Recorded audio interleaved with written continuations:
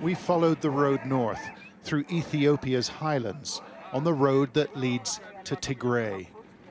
But the country's maps may need rewriting, for this pockmarked track leads to war. In the region of Amhara, everyone who is able is expected to fight, including middle and high school students who were called up last month. They've joined forces with the National Army in a fight to the death with the rebellious state of Tigray.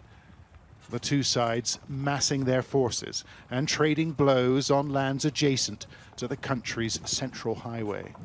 There are thousands of troops in this area, close to the front. Men, women, many of them very young, and it looks like they are preparing for battle. Further south, in the Ethiopian capital, the country's Prime Minister, Abiy Ahmed, was sworn in for a new 5-year term. He took power as a progressive and award-winning peacemaker, but his premiership has been dogged by war with the party which runs Tigray, the TPLF. Abiy calls them cancer. Their political dispute has shaken the nation, and the evidence was all around. This TPLF tank was taken out by a drone, said these preoccupied Ethiopian soldiers. Our guides from a local militia then took us up a mountain to a village called Uruga and asked us to inspect the damage. The Tigrayans held this place for 3 or 4 days, they said, and incinerated its clinic and grain mill. A local farmer took us for a tour. Why do you think they did that? What do you want to happen to the TPLF? What do you want to happen to the people of Tigray?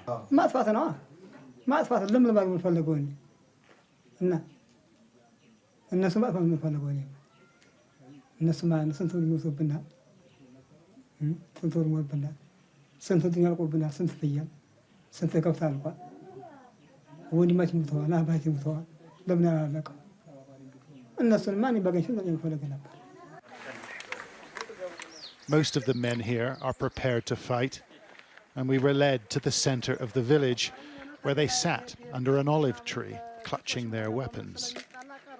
They call themselves Sharit Labashuch, a militia of sorts and a symbol of mass mobilization in Amhara.